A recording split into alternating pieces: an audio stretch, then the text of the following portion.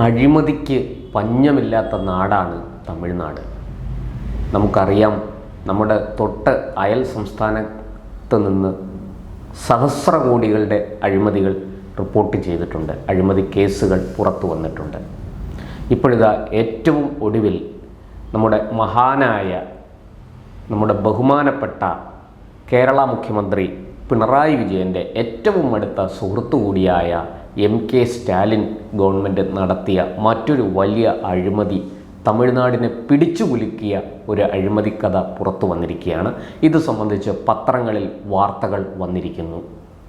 888 കോടി രൂപയുടെ അഴിമതിയാണ് അവിടെ നടന്നിരിക്കുന്നത്. Tamil Nadu municipal administration and water supply വകുപ്പിലാണ് ഈ MAWS എന്ന് പറയുന്ന ഈ വകുപ്പിൻ്റെ കീഴിലാണ് ഇത്രയും വലിയ തുക അടിച്ചുമാറ്റം ചെയ്യപ്പെട്ടിരിക്കുന്നത്. ഇതിൻ്റെ മന്ത്രി KN നെഹ്റു, അദ്ദേഹത്തിൻ്റെ സഹോദരൻ N രവീചന്ദ്രൻ, ഇവർ നേതൃത്വം നൽകുന്ന ട്രൂ വാല്യൂ ഹോംസ് എന്ന് പറയുന്ന ഒരു ഗ്രൂപ്പിനെതിരെ ഇപ്പോൾ ED അന്വേഷണം ആരംഭിച്ചിരിക്കുകയാണ്. ഇവർ നടത്തിയ അഴിമതി എന്താണെന്ന് ഞാൻ പറയാം. അതായത് ഈ MAWSന് കീഴിൽ വരുന്ന വാട്ടർ അതോറിറ്റിയിലേക്ക് 2538 ഒഴിവുകൾ റിപ്പോർട്ട് ചെയ്യപ്പെട്ടു. ഈ ഒഴിവുകളിലേക്ക് ഉദ്യോഗാർത്ഥികളെ പരീക്ഷയ്ക്ക് ക്ഷണിച്ചുകൊണ്ട്, അപേക്ഷ ക്ഷണിച്ചുകൊണ്ട് തമിഴ്നാട് സർക്കാർ വിജ്ഞാപനം പുറപ്പെടുവിച്ചു.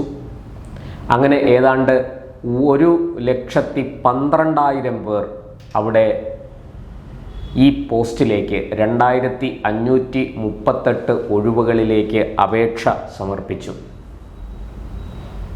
അപേക്ഷകരിൽ നിന്ന് ഈ 1,12,000 അപേക്ഷകരിൽ നിന്ന് 2538 പേരെ തിരഞ്ഞെടുത്ത് തമിഴ്നാട് സർക്കാർ നിയമന ഉത്തരവുകൾ മുഖ്യമന്ത്രി MK സ്റ്റാലിൻ തന്നെ നേരിട്ട് നൽകി അവരെ നിയമിച്ചു.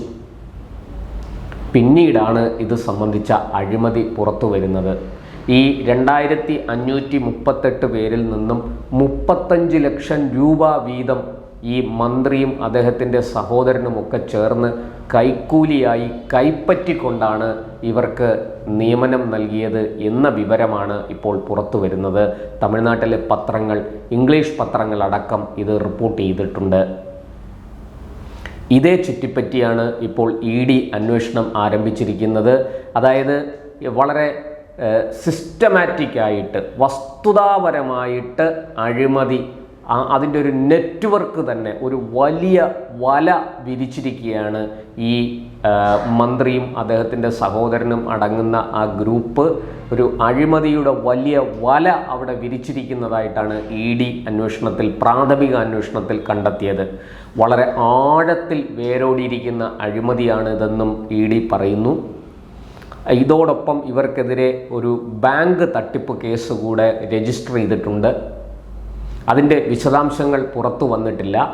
പക്ഷേ ഇത്തരത്തിൽ ജോലി, തമിഴ്നാട് സർക്കാരിൽ ജോലി നൽകാമെന്ന് പറഞ്ഞ് 2538 പേരിൽ നിന്ന് 35 ലക്ഷം രൂപ വീതം, അതായത് 888 കോടി രൂപ കൈക്കൂലിയായി വാങ്ങി എന്ന പ്രഥമ ദൃഷ്ടിയ പ്രാഥമിക അന്വേഷണത്തിൽ തന്നെ മനസ്സിലായതായിട്ടും തെളിവുകൾ ലഭിച്ചതായിട്ടുമാണ് ED പറയുന്നത്. നേരത്തെ നമുക്കറിയാം, അവിടെ ഈ അബ്കാരി കേസ്, മദ്യ ലേലവുമായി ബന്ധപ്പെട്ട് നേരത്തെ ഹൈദരാബാദിലും ഡൽഹിയിലുമൊക്കെ ഉണ്ടായതുപോലെ ഒരു വലിയ കേസ്, അഴിമതി ആരോപണം സ്റ്റാലിൻ സർക്കാരിനെതിരെ ഉയർന്നിരുന്നു. 1000 കോടി രൂപയുടെ അഴിമതിയാണ് അവിടെ ആരോപിക്കപ്പെടുന്നത്. അതിന്മേൽ ED അന്വേഷണം ആരംഭിച്ചിട്ടുണ്ട്. പക്ഷേ ആ ED അന്വേഷണം തടയാനായിട്ട് തമിഴ്നാട് സർക്കാർ തമിഴ്നാട് സർക്കാർ തന്നെ ഇതിനെതിരെ വിജിലൻസ് അന്വേഷണം പ്രഖ്യാപിച്ചു. നോക്കൂ, ഒരു സർക്കാരിൻ്റെ കീഴിൽ നടന്ന അഴിമതിയെക്കുറിച്ച് ആ സർക്കാരിൻ്റെ വിജിലൻസ് തന്നെ അന്വേഷിക്കുക. എത്ര വലിയ വൈരുദ്ധ്യമാണെന്ന് നോക്കൂ. പക്ഷേ ആ വൈരുദ്ധ്യത്തെ എല്ലാം മുറുകെ പിടിച്ചുകൊണ്ട് ഒന്നും സംഭവിച്ചില്ല എന്ന മട്ടിൽ സ്റ്റാലിൻ സർക്കാർ മുന്നോട്ട് പോവുകയായിരുന്നു. അത് വെച്ച് അവർ സുപ്രീം കോടതിയിൽ വാദിച്ചു, ഇത് ED അന്വേഷിക്കേണ്ടതില്ല എന്നാണ്. സുപ്രീം കോടതി EDയോട് ഇത്ര ആവേശം കാണിക്കണമോ എന്ന് ചോദിച്ച, ഈ കേസ് പരിഗണിച്ച അവസരത്തിൽ ചോദിച്ച ചോദ്യം വലിയ വിവാദമായിരുന്നു. അതുപോലെ അവിടെ 1000 കോടി രൂപയാണ് അവിടെ അഴിമതി നടന്നതെങ്കിൽ, അബ്കാരി ലേലത്തിൽ അഴിമതി നടന്നതെങ്കിൽ, മദ്യനയത്തിൽ അഴിമതി നടന്നതെങ്കിൽ, ഇവിടെ നിയമന ഉത്തരവുമായിട്ടൊരു ഈ കുടിവെള്ള വിതരണവുമായി ബന്ധപ്പെട്ട വകുപ്പിൽ 2538 പേർക്ക് ജോലി നൽകിയതുമായി ബന്ധപ്പെട്ട് 888 കോടി രൂപ കൈക്കൂലി വാങ്ങി എന്നാണ് കേസ്. 1.12 ലക്ഷം പേർ പരീക്ഷ എഴുതി, അപേക്ഷ നൽകി പരീക്ഷ എഴുതി ജോലിക്കായി കാത്തിരുന്നപ്പോൾ 35 ലക്ഷം രൂപ കൊടുക്കാൻ കഴിവുണ്ടായിരുന്നവർക്ക് മാത്രം ആ ജോലി ലഭിച്ചു എന്നാണ് ED പ്രാഥമികമായി നൽകുന്ന, പുറത്തുവിടുന്ന വിവരം. ഇങ്ങനെ ഈ തമിഴ്നാട്ടിൽ തിരഞ്ഞെടുപ്പ് അടുത്തിരിക്കുകയാണ്. അടുത്ത വർഷം ആദ്യം കേരളത്തോടൊപ്പം തന്നെ തമിഴ്നാട്ടിലും ബംഗാളിലും തിരഞ്ഞെടുപ്പ് നടക്കാനുണ്ട്. ഇത്തരത്തിൽ വളരെ ആഴത്തിൽ വേരോടിയിരിക്കുന്ന അഴിമതി, അത് കൈക്കൂലി വാങ്ങിയത്, അത് കൃത്യമായിട്ട് അന്വേഷിച്ച് മുന്നോട്ട് പോകാനാണ് EDയുടെ തീരുമാനം. പക്ഷേ ഇതിനും സ്റ്റാലിൻ സർക്കാർ തടയിടാൻ ശ്രമിക്കുമെന്ന് തീർച്ചയാണ്. മുൻ കേസുകളിലൊക്കെ എങ്ങനെയാണോ സുപ്രീം കോടതി അടക്കമുള്ള കോടതികളെ സമീപിച്ച് അവർ ഈ അന്വേഷണത്തെ തടസ്സപ്പെടുത്താൻ ശ്രമിച്ചത്, അതുപോലെ ഈ കേസിലും ഉണ്ടാകുമെന്ന് തീർച്ചയാണ്. തമിഴ്നാട്ടിലെ ജനങ്ങൾ ഒരു പക്ഷേ ഇതൊക്കെ ഇത്തരം അഴിമതി കേസുകൾക്ക് മറയിടാനാണോ ഈ തമിഴ്നാട്ടിലെ കരൂരിലുണ്ടായ ആ ആൾക്കൂട്ട ദുരന്തം, അവിടെ ജനക്കൂട്ടം അമിതമായി തടിച്ചുകൂടിയതിനെ തുടർന്ന് 40 പേർ കൊല്ലപ്പെടാനിടയായ സാഹചര്യം, ആൾക്കൂട്ടത്തിൻ്റെ ചവിട്ടേറ്റ് മരിക്കാനിടയായ സാഹചര്യം വലിയ രീതിയിൽ വിവാദമാക്കിയത് എന്നുപോലും സംശയമുണ്ട്.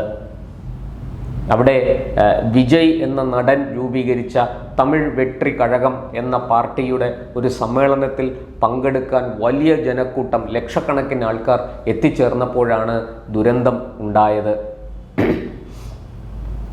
വേണ്ടത്ര പോലീസിനെയോ സംവിധാനങ്ങളെയോ വിനിയോഗിക്കാതെ ആൾക്കൂട്ടത്തെ കയറൂരി വിടുകയായിരുന്നു അധികൃതർ അവിടെ.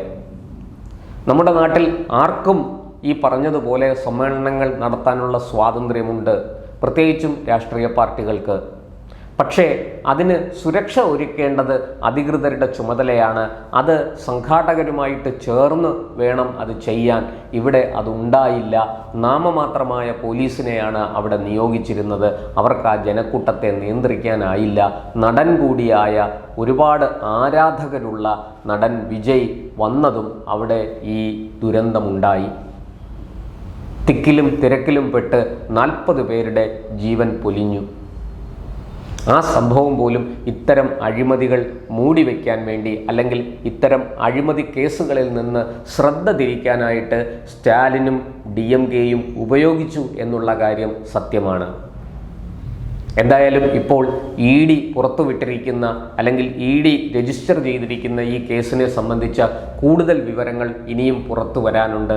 പ്രഥമ ദൃഷ്ടിയ ഈ 888 കോടി രൂപയുടെ അഴിമതി നടന്നു എന്നാണ് നമുക്ക് മനസ്സിലാകുന്നത്.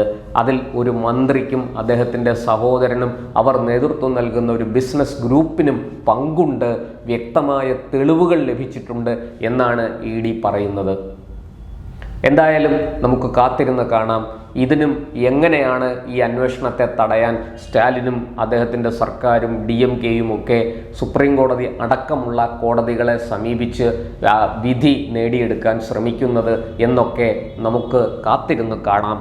എന്തായാലും ഒരു കാര്യം സത്യമാണ്, തമിഴ്നാട്ടിൽ വലിയ രീതിയിൽ ആഴങ്ങളിലേക്ക് അഴിമതിയുടെ വേരുകൾ ആഴ്ന്നിറങ്ങിയിരിക്കുകയാണ്.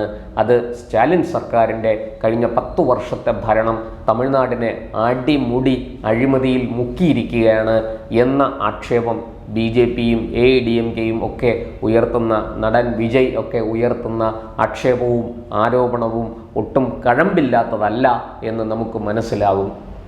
ഇപ്പോൾ ED രജിസ്റ്റർ ചെയ്തിരിക്കുന്ന ഈ കേസ് കൂടുതൽ മുന്നോട്ട് പോകട്ടെ. അപ്പോൾ നമുക്ക് കൂടുതൽ വിവരങ്ങളുമായിട്ട് വരാം.